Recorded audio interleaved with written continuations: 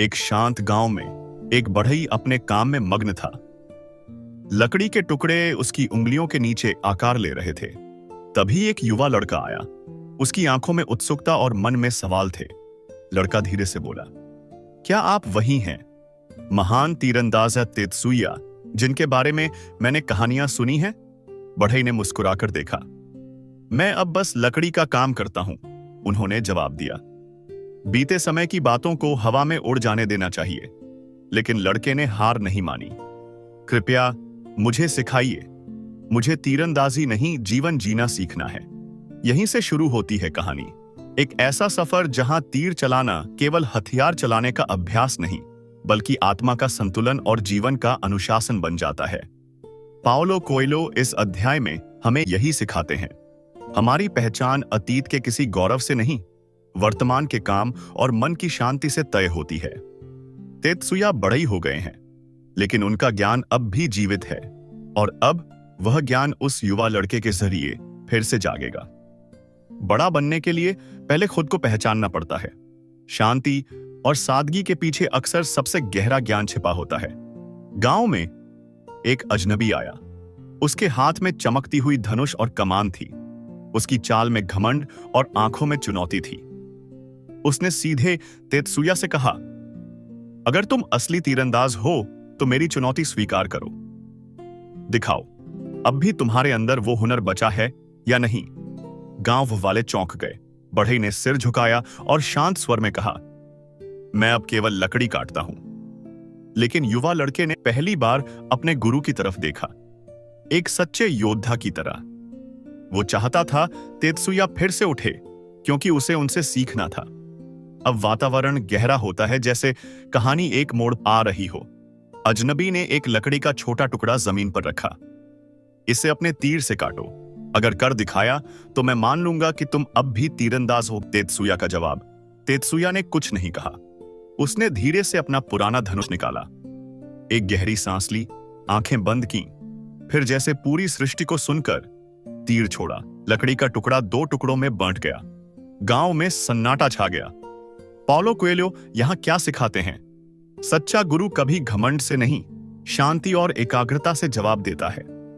प्रतिभा को साबित नहीं करना होता, वक्त आने पर वह खुद बोलती है। असली ताकत चुप रहती है, लेकिन जब वक्त आता है तो पूरी दुनिया उसकी गूंज सुनती है।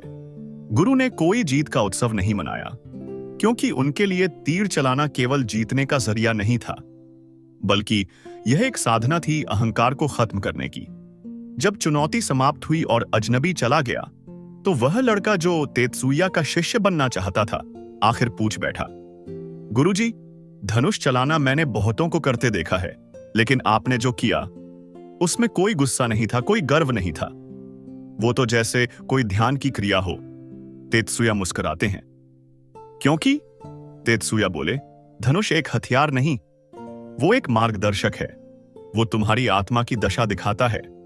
अगर तुम अशांत हो तो तीर लक्ष्य से भटकेगा। अगर तुम संतुलित हो तो तीर खुद ब खुद लक्ष्य को खोज लेगा। तीरंदाजी का पहला पाठ, धनुष को जानो, उससे जुड़ो और उसकी आदतों को समझो। तेत्सुया ने समझाया, धनुष तुम्हारी सांस से बंधा होता है। जब तुम गहरी सांस लेते हो और भीतर उतरते हो, तभी धनुष तुम्हारे साथ चलता है। उन्होंने लड़के को सिखाया कि हर दिन धनुष को छूने से पहले उसे सम्मान दो, उसे साफ करो और खुद को भीतर से स्थिर करो। पाओलो कोएल्हो की अद्भुत सीख। कोई भी कला बाहरी अभ्यास से नहीं, भीतर की तैयारी से निखरती है। धनुष को साधने से पहले स्वयं को साधना पड़ता है। तीर चलाना शक्ति नहीं, एक जिम्मेदारी है। और उस दिन से लड़के की यात्रा शुरू हुई, लेकिन तीर की नहीं, बल्कि खुद को जानने की। क्योंकि तीर तो बस एक माध्यम है, असली लक्ष्य आत्मा की शांति है। अब तक लड़का तीर पकड़ना, धनुष संभालना और ध्यानपूर्वक खड़ा होना सीख चुका था।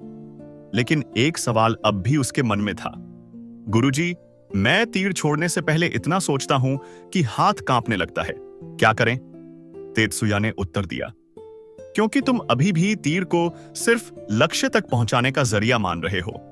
पर सच्चा तीरंदाज है वो है जो जानता है, लक्ष्य तक पहुंचना ही सफलता नहीं, बल्कि हर तीर छोड़ते समय स्वयं से ईमानदार होना जरूरी है। तीर चलाने की असली कला। तेत्सुया बोले, जब तुम तीर छोड़ते हो उस पल तुम्हारा हर अनुभव, हर सोच, हर भाव उस तीर के साथ उड़ता है। अगर मन डरा हुआ है तो तीर भी डरेगा। अगर मन शांत है तो तीर भी उड़कर ही जिस तरह नाचता है।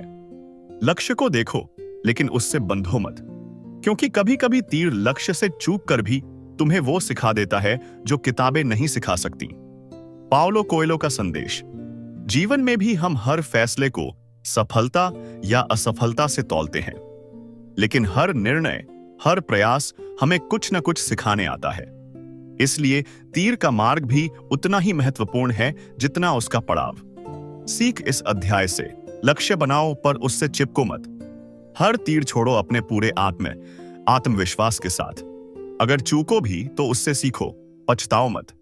तेत्सुया ने कहा, तुम तब तक सच्चे तीरंदाज नहीं बन सकते जब तक तुम हर तीर को स्वतंत्रता और विश्वास से नहीं छोड़ते। और वो लड़का अब पहली बार मुस्कुराया, क्योंकि अब वो केवल धनुष नहीं साध रहा था, वो खुद को साधने की शुरुआत कर चुका था। अब तीरंदाजी की शिक्षा अंतिम पड़ाव पर थी। लड़का हर दिन अभ्यास करता था, धनुष पकड़ता, निशाना लगाता और तीर छोड़ता। लेकिन एक दिन वो बोला, गुरुजी, कई बार मैं बिल्कुल ठीक निशाना लगाता हूं, फिर भी तीर चूक जाता है। मैं क्या गलत कर रहा हूं? तेत्सुया मुस्कुराए और बोले, तुम तीर चलाना सीख गए हो, धनुष संभालना सीख गए हो, लक्ष्य पर ध्यान लगाना भी सीख गए हो। पर अब वक्त है वो चीज सीखने का जो किताबों में नहीं मिलती। धैर्य, अभ्यास और अपने भीतर की आवाज सुनना। तीरंदाजी और जीवन का संबंध। एक अच्छा तीरंदाज सिर्फ ताकतवर नहीं होता, वो शांत होता है। उसे पता होता है कि हर तीर उसकी आत्मा का विस्तार है। कभी कभी तीर अपने रास्ते से भटकता है, ठीक वैसे ही जैसे जीवन में हम भटकते हैं। लेकिन सच्चे योद्धा वो होते हैं जो हर बार फिर से उठते हैं, अभ्यास करते हैं और बेहतर होते हैं। एक प्रेरणादायक संवाद। लड़का, तो क्या गलतियां भी जरूरी हैं?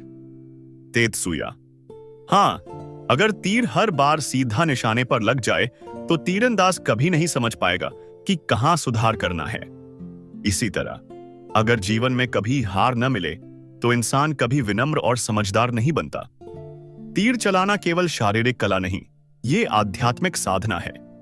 जीवन में भी हमें बार बार अभ्यास करना होता है, धैर्य से, प्रेम से और विश्वास से। हर तीर, हर प्रयास, हर दिन तुम्हें मजबूत बनाते हैं, चाहे वो चूके या लगे। अब लड़का सिर्फ एक तीरंदाज नहीं था, वो एक ऐसा इंसान बन गया था जिसने धनुष और जीवन दोनों को साध लिया था। अब वो तैयार था खुद के डर से लड़ने के लिए और अपने रास्ते पर शांति से चलने के लिए। यह थी द आर्चर किताब की आत्मा। पाउलो कोएल्हो हमें यही सिखाते हैं कि हर इंसान के भीतर एक तीरंदाज सच है, बस जरूरत है उसे जागृत करने की।